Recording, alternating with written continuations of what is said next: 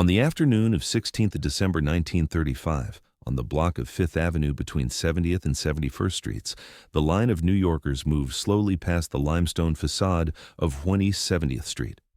Inside, in the new entrance hall designed by John Russell Pope, an attendant in a dark suit bent to wipe a faint fingerprint from the glass, covering a Holbein portrait, the same gesture he had performed all week before the soft opening preview whose 700 named guests the New York Herald Tribune had dutifully printed on 11 December. Beyond the polished stone, the rooms were arranged to feel like a private home.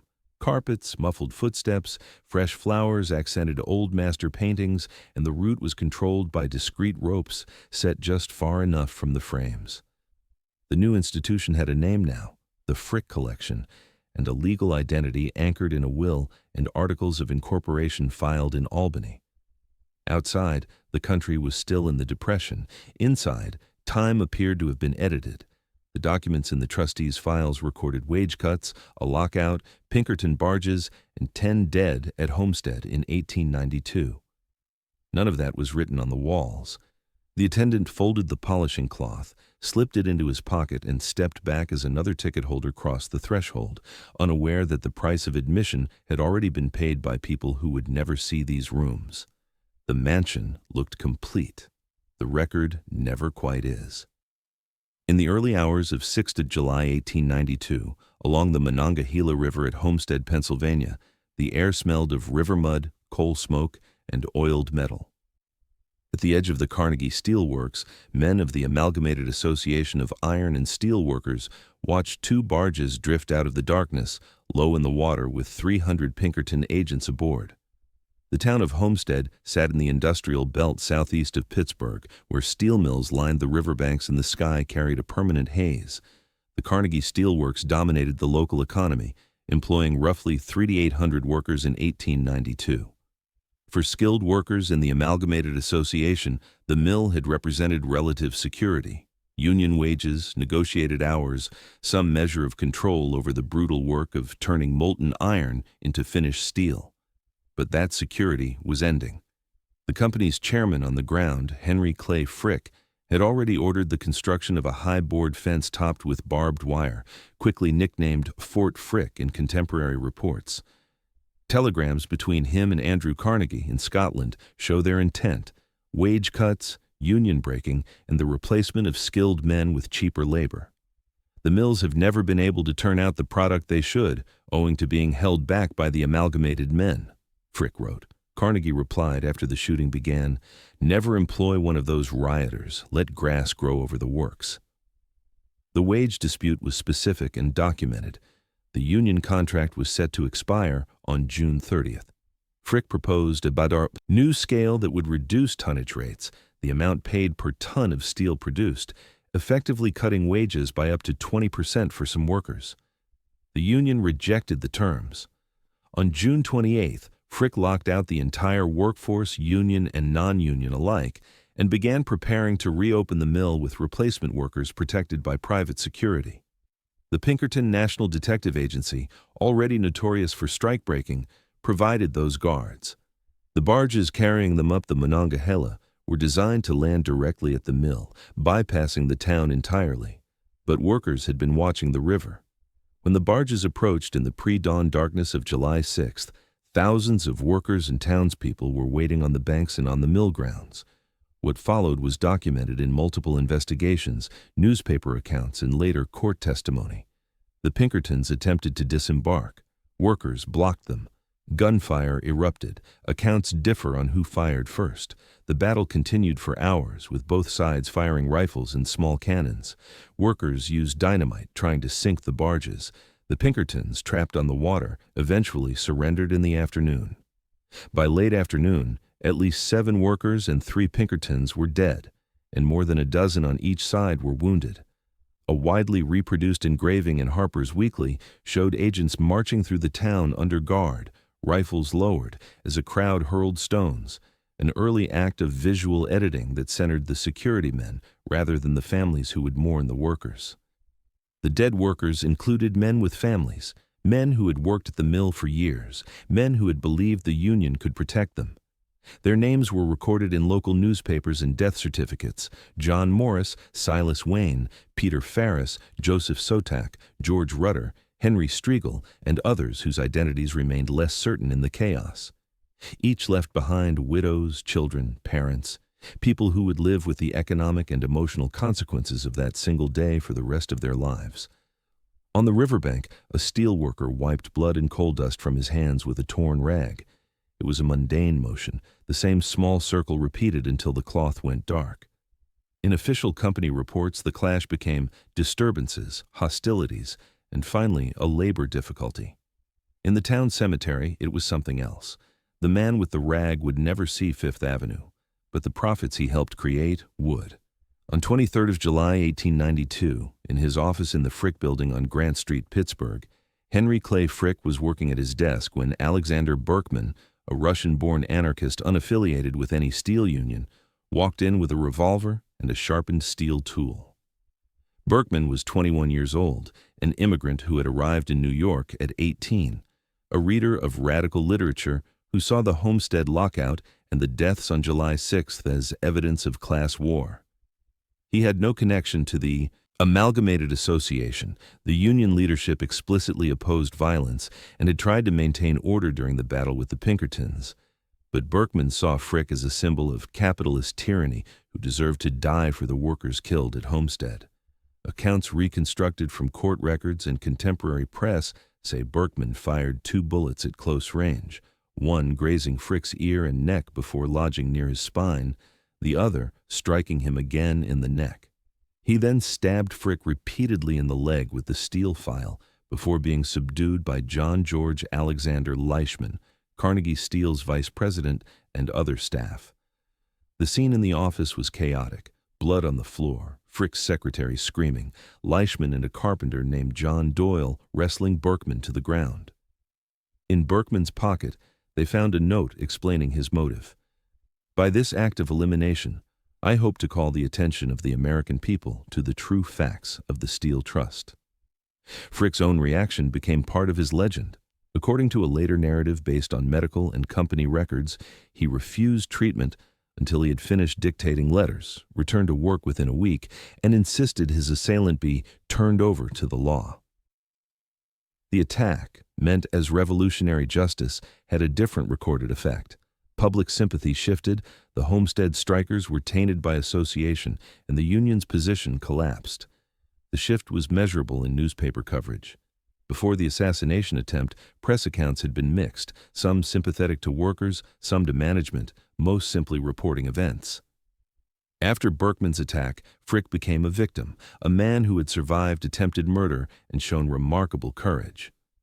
The workers, by association with political violence, became dangerous radicals rather than wage laborers defending their livelihoods. By November, the Amalgamated Association at Homestead was broken. Over the next few years, Union steel mills in Pennsylvania disappeared. The Carnegie Steel Company, and later U.S. Steel after the 1901 merger, operated without significant union presence for decades. The defeat at Homestead became a turning point in American labor history, a demonstration that even strong industrial unions could be crushed by employers willing to use private armies and public sympathy. Berkman was sentenced to 22 years in prison, serving 14 before his release in 1906.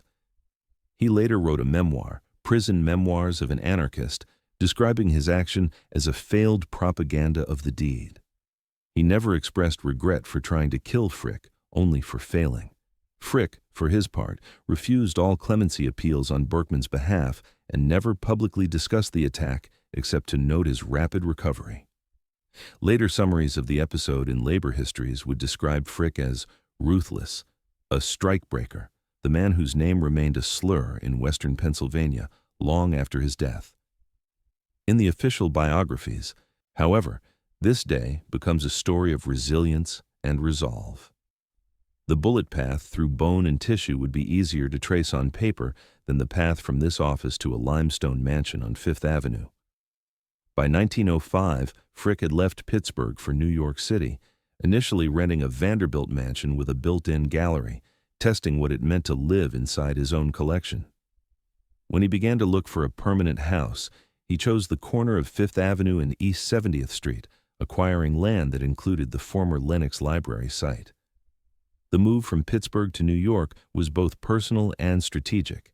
Frick had achieved everything possible in steel. He was wealthy beyond measure, but his reputation in Pittsburgh was permanently darkened by Homestead. In New York, he could be something else, a collector, a patron, a man of taste, rather than a captain of industry associated with violence and labor suppression. In 1912 and 1913, he commissioned Thomas Hastings of the firm Carrere and Hastings to design a restrained Beaux-Arts mansion, 3 stories in Indiana limestone, set back behind an elevated garden and iron fence. The architectural drawings preserved at the Frick Art Reference Library show a careful choreography.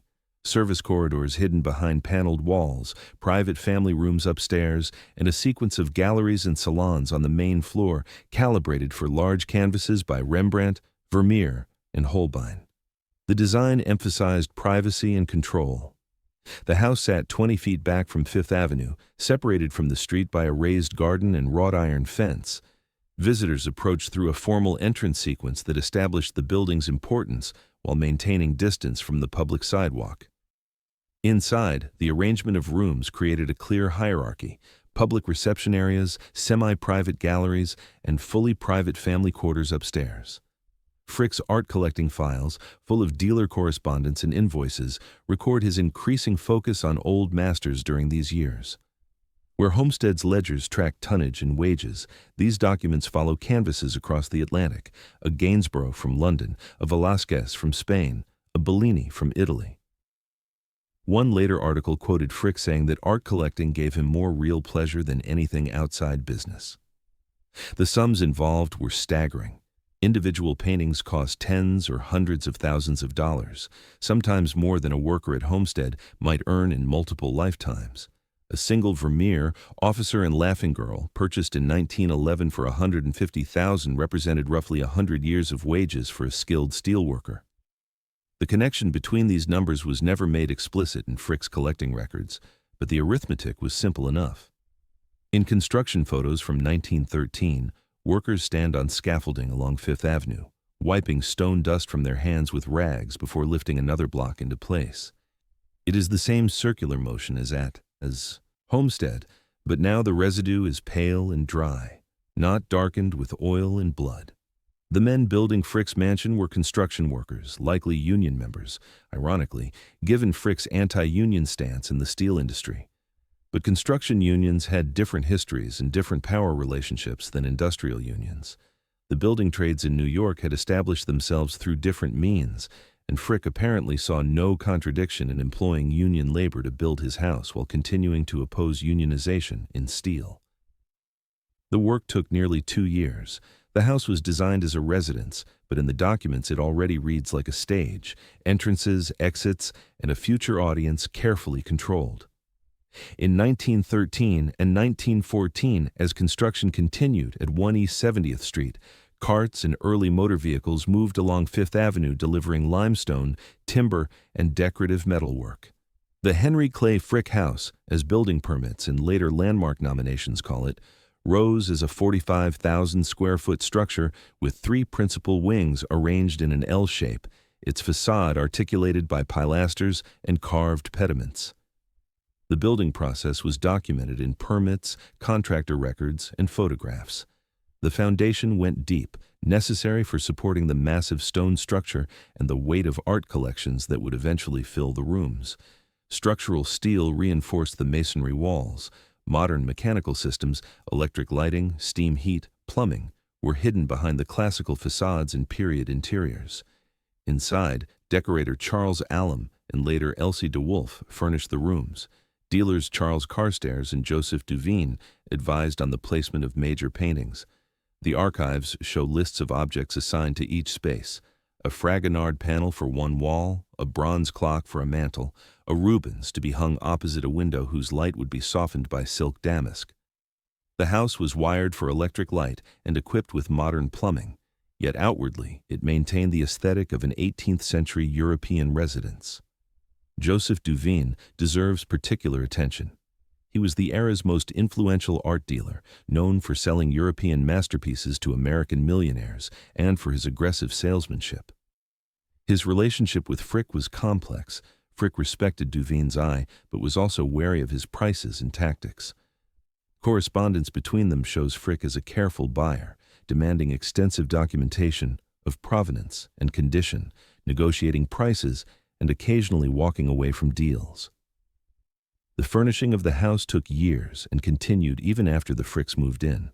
Each room was designed as a complete aesthetic experience. Furniture, fabrics, decorative objects, and paintings, all carefully coordinated. The West Gallery, for example, was designed specifically to display Frick's growing collection of Renaissance and Baroque paintings with walls covered in green velvet that complemented the gold tones of the frames. In photographs taken shortly after the family moved in, the garden along Fifth Avenue appears manicured and still. A gardener bends to brush soil from a marble step with a cloth before a photographer snaps the facade.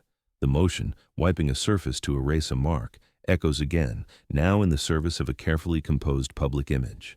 The garden itself was a significant design element. Magnolia trees were planted in 1939, but even in the early years, the landscaping created a buffer between the house and the city.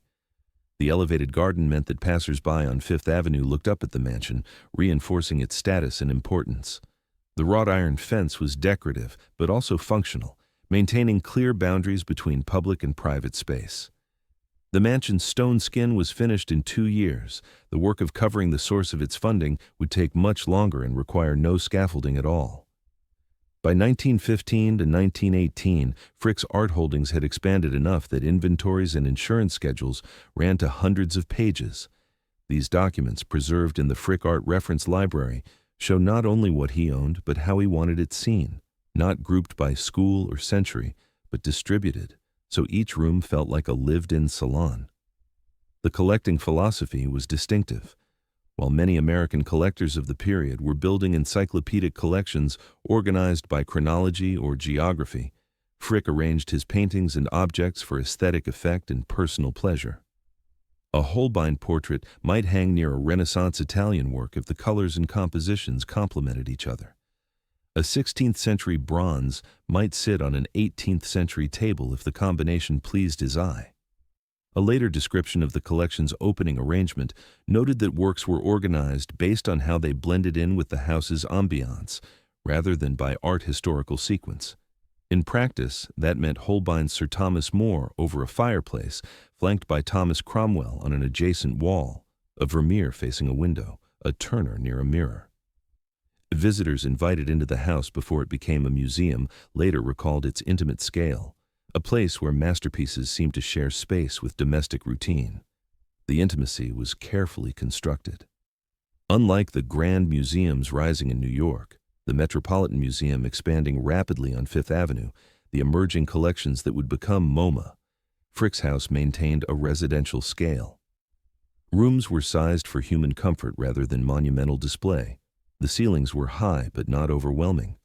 Visitors walked on actual carpets, sat in actual chairs, though not in the formal galleries, and experienced art in spaces that felt like a wealthy person's home rather than an institutional gallery. Letters from dealers and fellow collectors emphasize Frick's reputation as a decisive buyer, yet biographical sketches also stress his roles as family man and benefactor, complicating the one-dimensional image of the villain of Homestead. The house was his proof that wealth, once weaponized against unions, could be converted into culture. This conversion was never explicitly stated, but was nonetheless clear in how Frick presented himself in New York society. In Pittsburgh, he had been an industrialist, powerful, feared, associated with smokestacks and labor conflicts.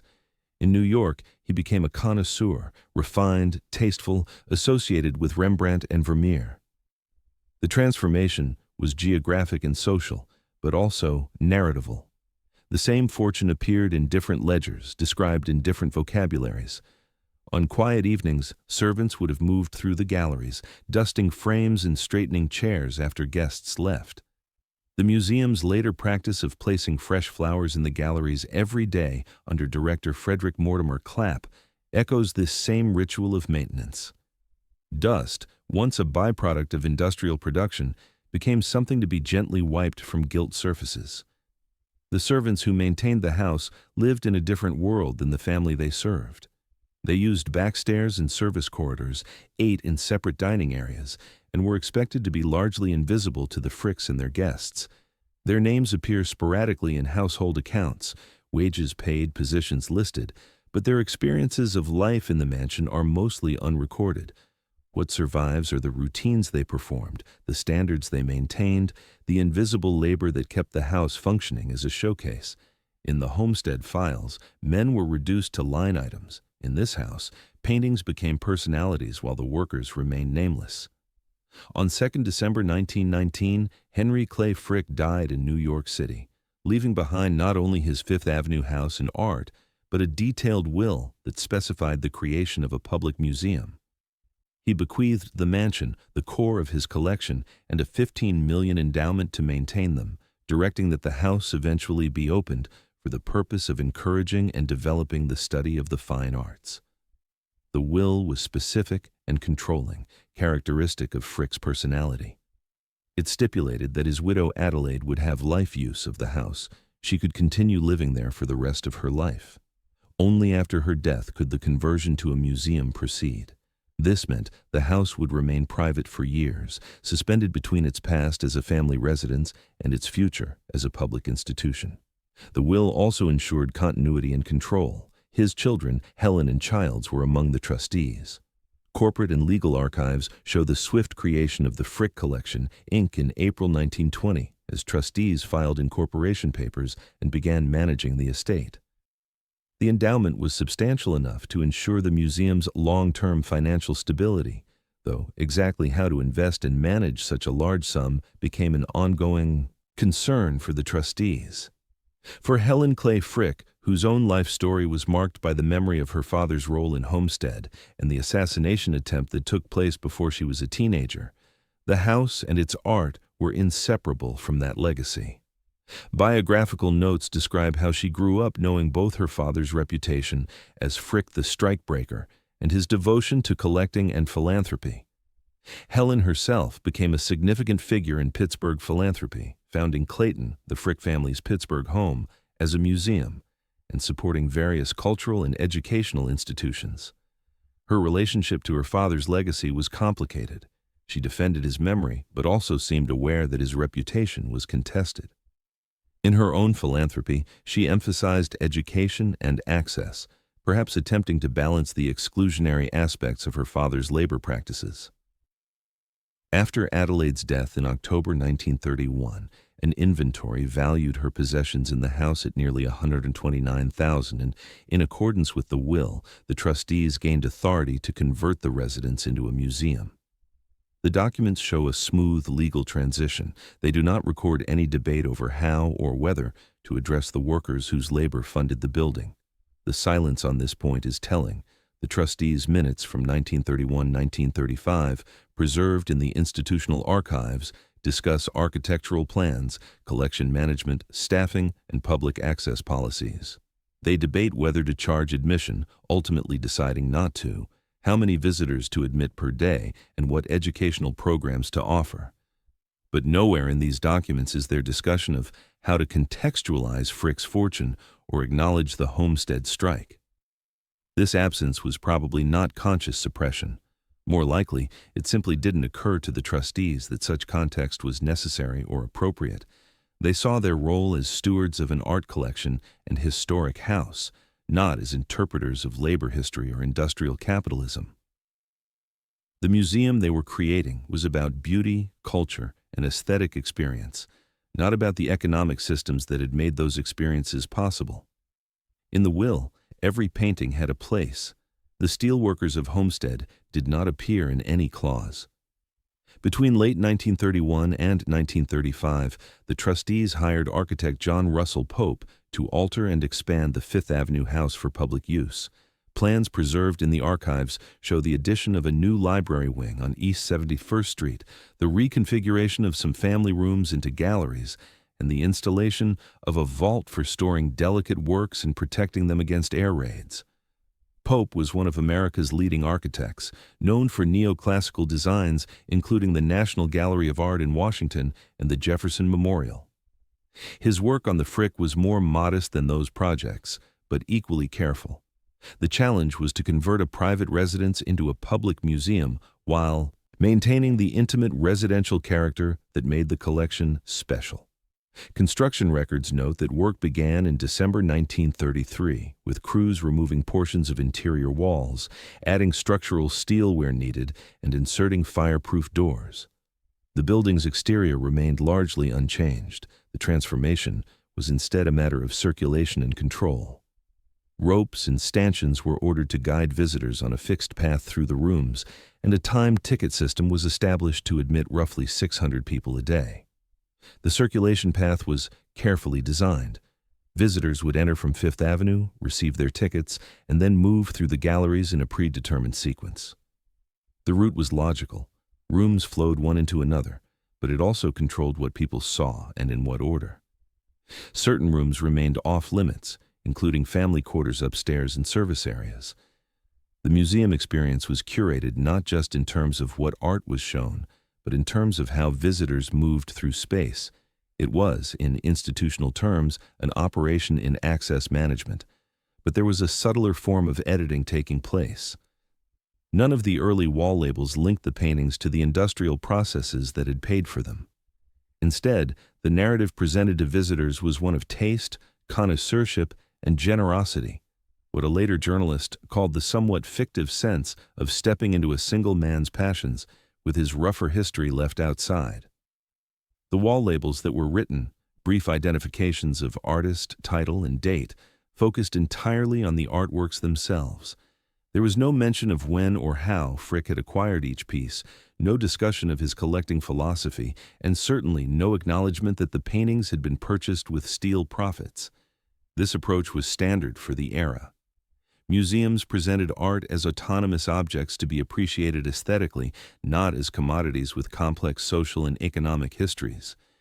In photographs of the nearly completed museum, a worker stands on a ladder polishing a brass plate by the entrance that reads, "The Frick Collection, cloth in hand." Wiping away fingerprints from metal is a small act, easily overlooked. It is also an exact physical metaphor for what the institution was about to do with its founder's labor record. The metaphor extends beyond the gesture. The entire renovation was a process of polishing and refining, of taking a private space marked by one man's particular history and transforming it into a public institution with a more universal narrative. The rough edges, the labor conflicts, the accusations of brutality, the dead workers, were polished away, leaving only the gleaming surface of cultural achievement.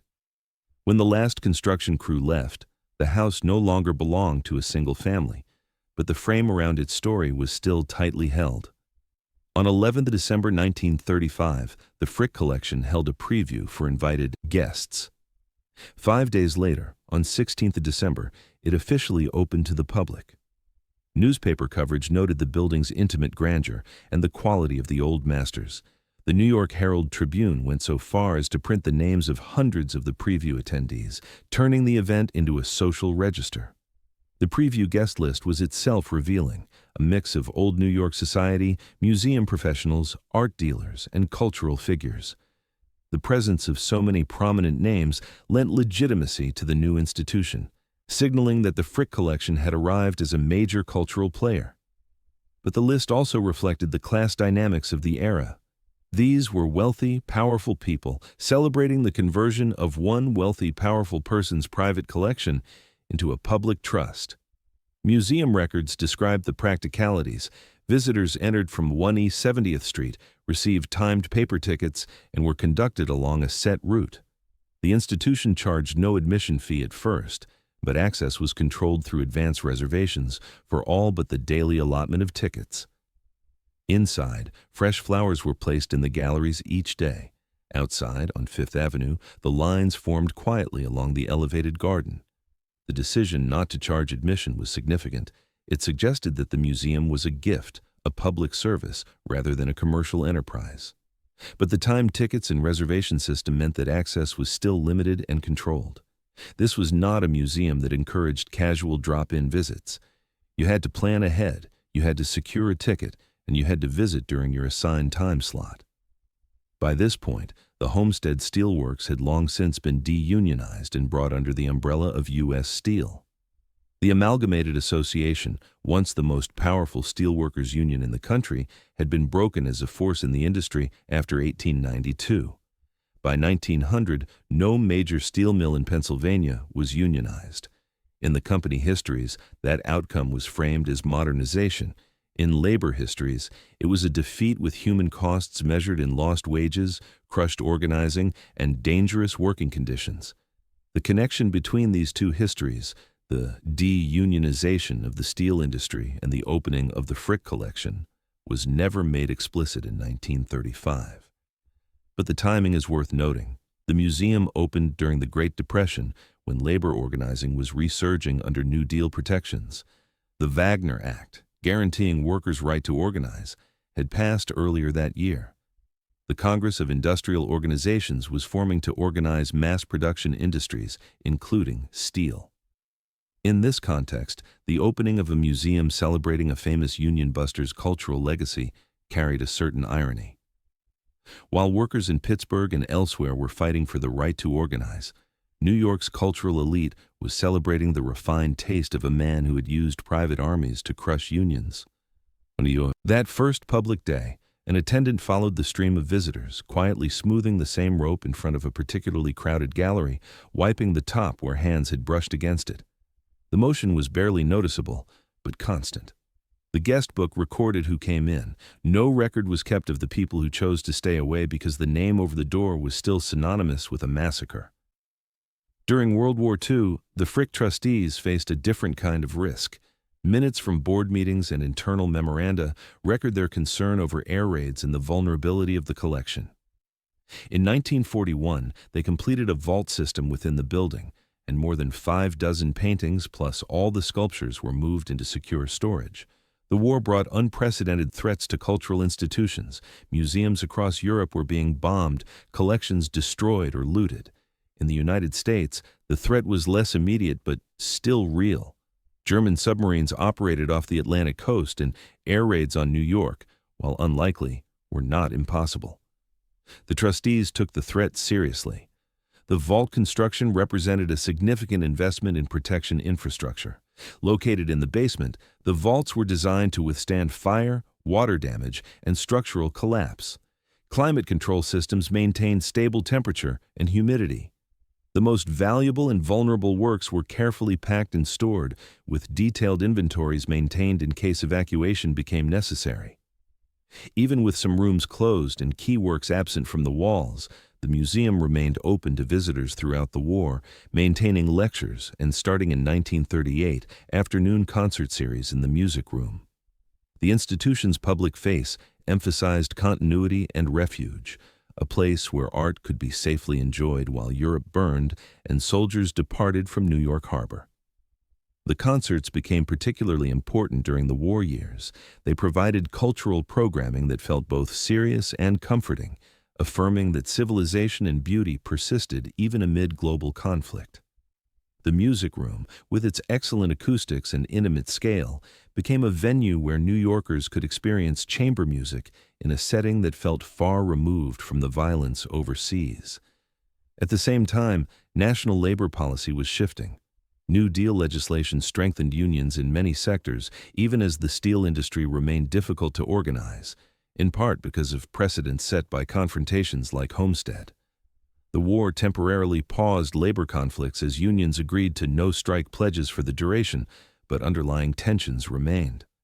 Within the Frick House, the routines of care persisted.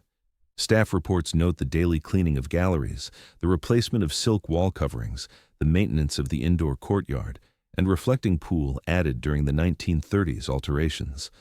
The same wiping of dust from frames and polishing of floors continued, even as world events forced other institutions to evacuate collections or close entirely.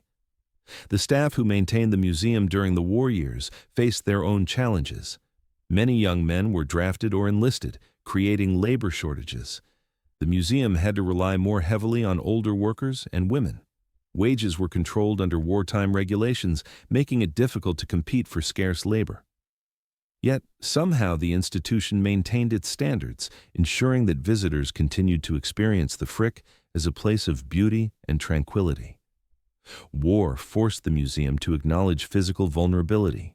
Bombs could destroy the building, fire could consume the paintings, theft could disperse the collection.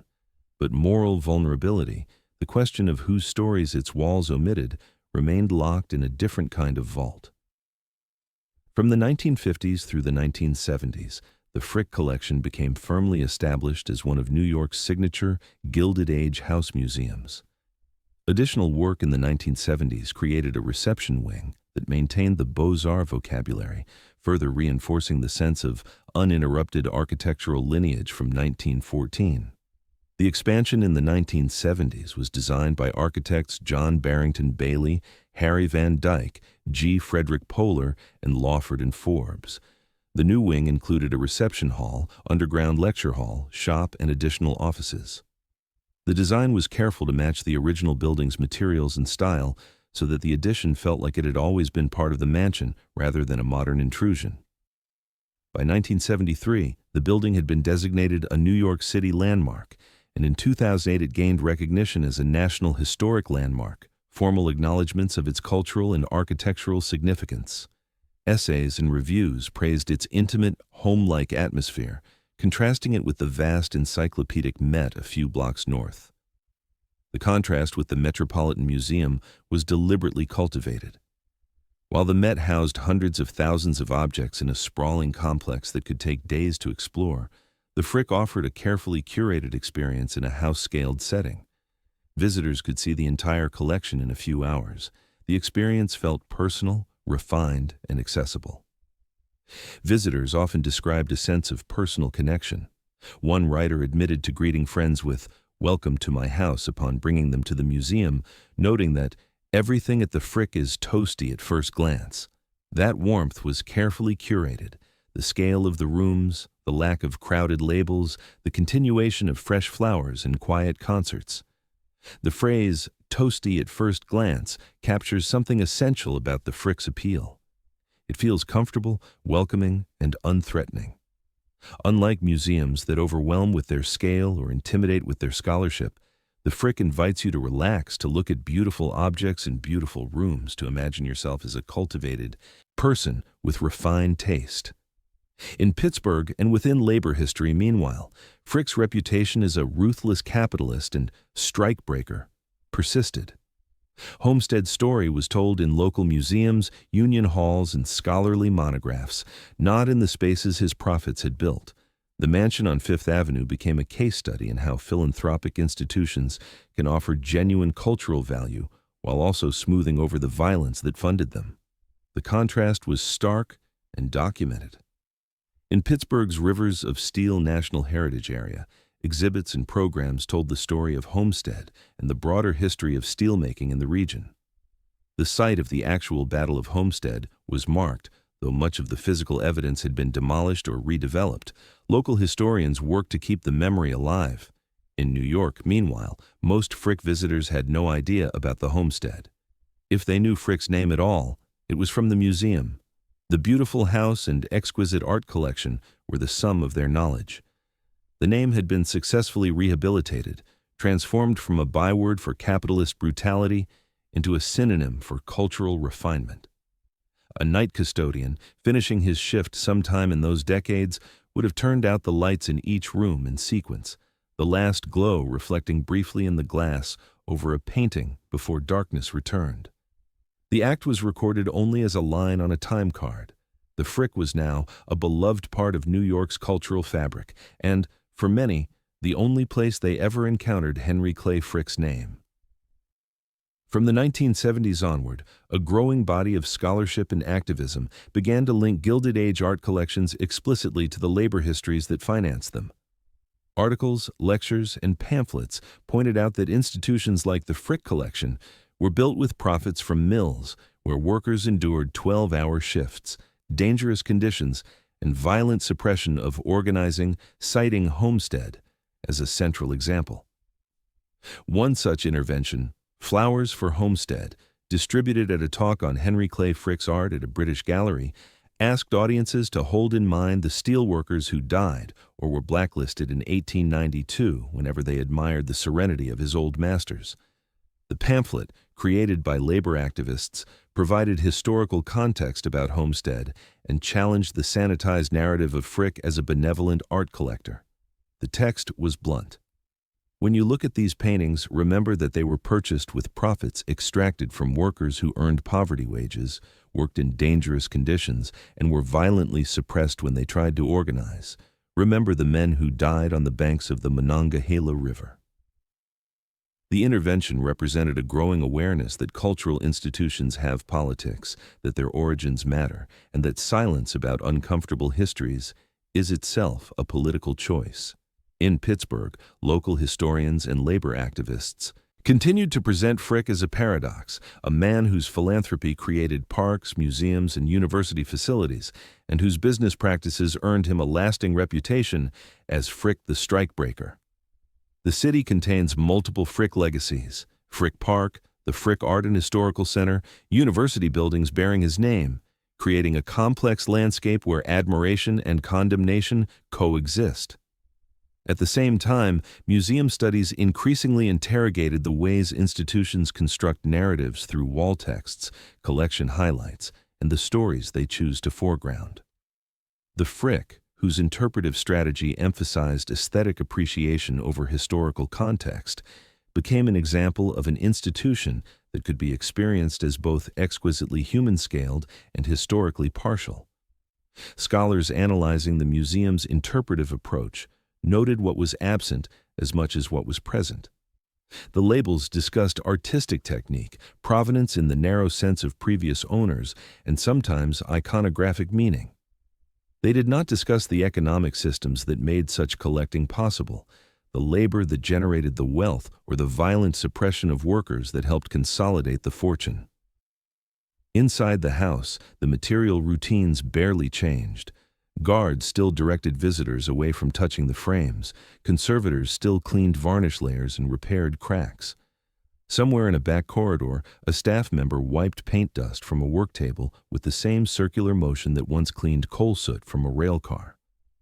The questions grew louder outside the mansion, but inside, the official labels stayed mostly the same, telling a story in which the steel mills appeared only as a source of means, never as sites of conflict.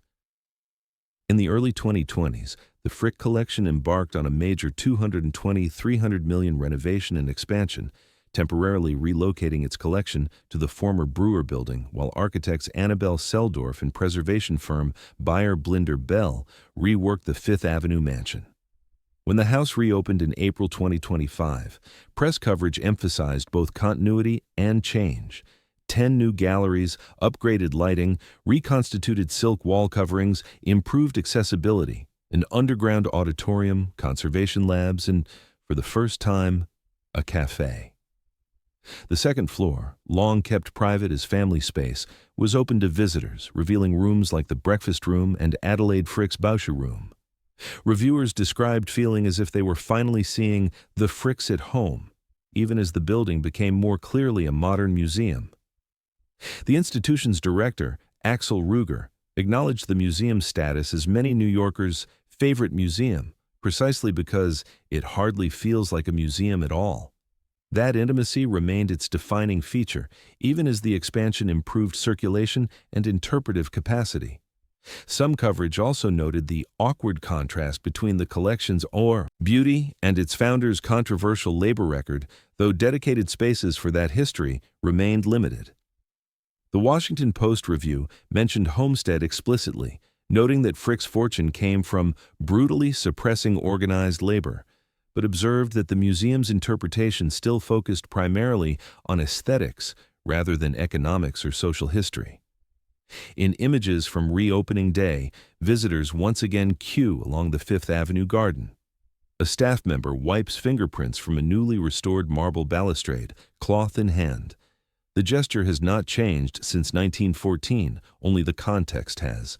The building now houses conservation studios, education programs, and a broader range of audiences, while the history of Homestead still largely resides in other institutions' archives. The renovation upgraded the building's infrastructure and interpretive tools, but it could not, on its own, reconcile the two very different stories carried by the name Frick. On a clear day now, a visitor steps off the curb at Fifth Avenue and East 70th Street and walks toward the same limestone facade that greeted guests in 1914. The magnolia trees planted in 1939 frame the view, their branches sometimes catching the light in the windows of galleries where Holbein, Vermeer, and Rembrandt still hang. Inside, the path is less rigid than in 1935. The timed tickets and tightly controlled route have given way to more open circulation. Visitors can wander from the West Gallery to the Garden Court, then upstairs to see newly accessible rooms that once held private breakfasts and family conversations. In many labels, the emphasis remains on provenance, style, and the personalities of artists and collectors. Some audio guides and educational materials now mention that Henry Clay Frick was a controversial industrialist whose fortune was tied to events like the Homestead strike, but the details, the wage cuts, the lockout, the Pinkertons, the dead, are more often found in external reading than on the walls themselves.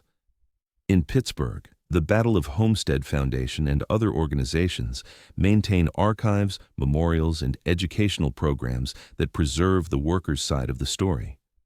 In New York, the Frick continues to refine its own narratives, occasionally hosting programs or essays that nod toward the contradictions of its origin while remaining, primarily, a sanctuary for art. As our visitor pauses before a Holbein portrait, a guard nearby quietly reaches out and straightens the velvet rope that keeps people from stepping too close.